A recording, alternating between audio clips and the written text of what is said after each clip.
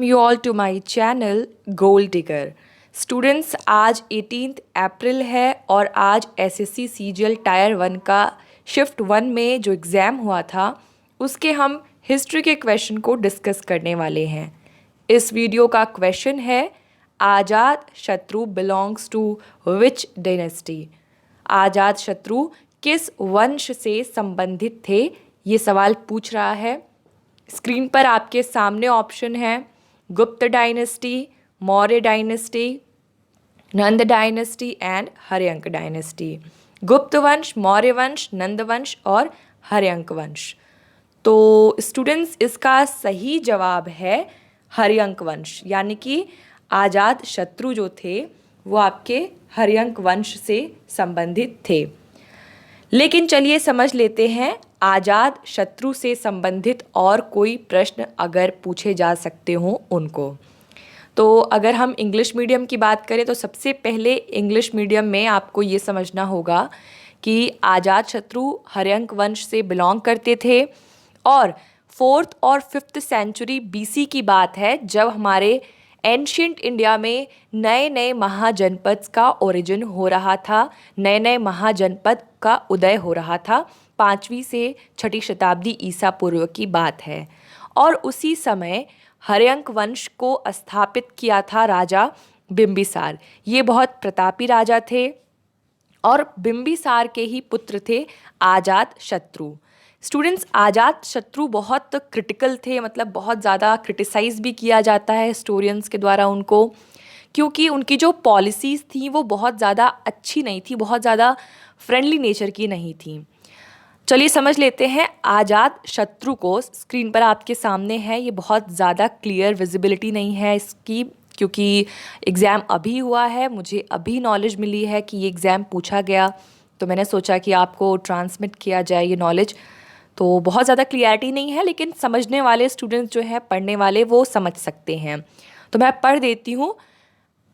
हर्यंक वंश की जो आज़ाद शत्रु थे, इनका समय काल था 493 से 461 ईसा पूर्व के बीच। आज़ाद शत्रु को कुड़िक भी कहा जाता था। पिता की हत्या कर मगध के सिंहासन पर बैठा, यानी कि उन्होंने अपने पिता को, अपने फादर को किल किया था और फिर जो किंगडम है उसको स्नैच किया था। इसके बाद यह दुर्धर्ष साम्राज्यवादी था, यानी जो इसकी इम्पीरियलिस्टिक पॉलिसीज़ थी वो बहुत अग्रेसिव थी। जैसा कि स्क्रीन पर आपके सामने है, अग्रेसिव इसकी बहुत ज़्यादा पॉलिसीज़ थी, आप इसको टिक कर सकते हैं। हो सकता है ये भी आपके नेक्स्ट एग्ज़ाम में पूछ ले कि आज़ाद शत्रु की जो नीतियाँ थीं वो किस प्रकार की थीं। तो ये बहुत दुर्धर्ष थी, बहुत गुस्सैल साम्राज्यवादी इसकी नीति थी। हमेशा लड़ाई झगड़ा करता था, हमेशा दूसरों की संपत्ति पर आँख करता था। तो आप इस लाइन को टिक कर सकते हैं कि आज़ाद शत्रु की साम्राज्यवादी नीति दुर्धर्ष थी। बहुत ज़्यादा अच्छी प्रोनाउंसिएशन नहीं है मेरी हिंदी की, बट आप समझ सकते हैं।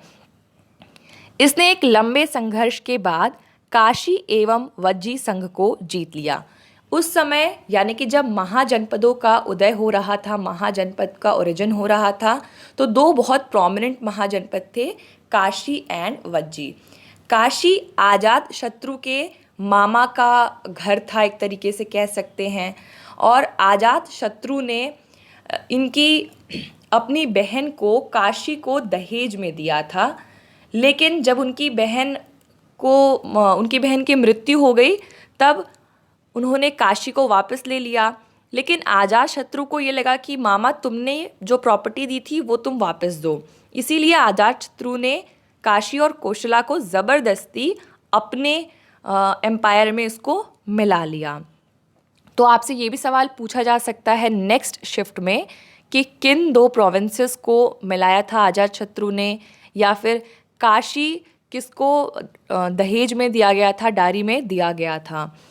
इसके बाद इन लड़ाइयों में आज़ाद शत्रु ने रथमशलो एवं महाशली शिलाकंटक नाम के हथियारों का प्रयोग किया था। वैसे एसएससी के पॉइंट ऑफ व्यू से बहुत इंपॉर्टेंट स्टेटमेंट नहीं है, बट अगर आप और भी किसी एग्ज़ाम की तैयारी कर रहे हैं तो ये रेड मार्कर से मार्क किया हुआ है, रथम, शलो और महाशिलाकंटक नाम के हथियारों का प्रयोग किया गया था।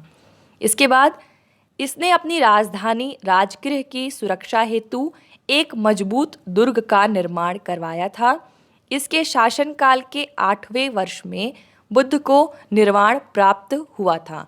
तो हो सकता है स्टूडेंट्स की क्वेश्चन आपसे पूछ लिया जाए कि जब बुद्ध को निर्वाण प्राप्त हुआ था, बुद्ध को जब निर्वाण प्राप्त हुआ था तो कौन राजा था। ये आई गेस बहुत ज़्यादा क्लियरली विजिबल नहीं है क्योंकि मैंने ऑलरेडी रेड मार्कर से इसको मार्क किया हुआ है, बट फिर भी ठीक है, दिख रहा है। ओके, मैं येलो से इसको हाईलाइट कर देती हूँ। तो जब बुद्ध को निर्वाण प्राप्त हुआ था तब तब आजाद शत्रु जो थे वो रूलर थे। तो इस तरीके से आप इस एक नया क्वेश्चन जो है इससे फ्रेम कर सकते हैं। महापरिनिर्वाण सूत्र के अनुसार आजाद शत्रु ने बुद्ध के कुछ अवशेषों को लेकर राजगृह में स्तूप निर्मित कराया, ये भी ध्यान दीजिएगा। इसके शासनकाल में ही राजगृह में सप्तपर्णी गुफा में 483 ईसा पूर्व में प्रथम बौद्ध संगीति का आयोजन हुआ। तो ये इम्पॉर्टेंट है स्टूडेंट्स, ये इम्पॉर्टेंट है कि कब, यानी कि कब जो प्रथम बौद्ध संगीति है इसका आयोजन किया गया था। तो प्रथम बौद्ध संगीति का आयोजन आजाद शत्रु के टाइम पीरियड में किया गया था। सप्तपर्णी गुफा में ये आयोजन हुआ था। 483 BC में फर्स्ट बौद्धिस्ट काउंसिल, प्रथम बौद्ध संगीति का आयोजन हुआ था। इसके बाद आगे स्टेटमेंट लिख रहा है, जहाँ पर बुद्ध की शिक्षाओं को सुत्त पिटक एवं विनय पिटक में विभाजित किया गया। तो सवाल आपसे ये भी पूछ सकता है कि सुत्त पिटक एवं विनय पिटक में विभाजित जो बुद्ध की शिक्षाएं हैं वो किस बौद्ध संगीति में की गई। तो प्रथम बौद्ध संगीति में, जो कि आजाद शत्रु के समय काल में हुई थी। 28 वर्ष और बौद्ध साक्ष्य के आधार पर 32 वर्ष तक इसने शासन किया। अंतिम समय में आजाद शत्रु की हत्या उसके पुत्र उदयन ने कर दी थी। यानी कि आजाद शत्रु जिस तरीके से हड़प करके आया था उसी तरीके से वापस चला भी गया। एक बार हम देख लेते हैं, अगर इंग्लिश वाले हमारे PDF में कुछ इम्पॉर्टेंट हो तो in the beginning he was a follower of Jainism and later also started embracing Buddhism. He said that he had met Gautam Buddha. The scene is also signified in the sculptures of Bharat. तो भारत में जो scene बनाया गया है, जो स्तूपा है, वहाँ पर स्कल्पचर्स पर इसको सिग्निफाई किया जाता है कि आजाद शत्रु बुद्ध से मिला था। He constructed several chaityas and viharas. He was also at the first Buddhist council at Rajgriha after the death of Buddha.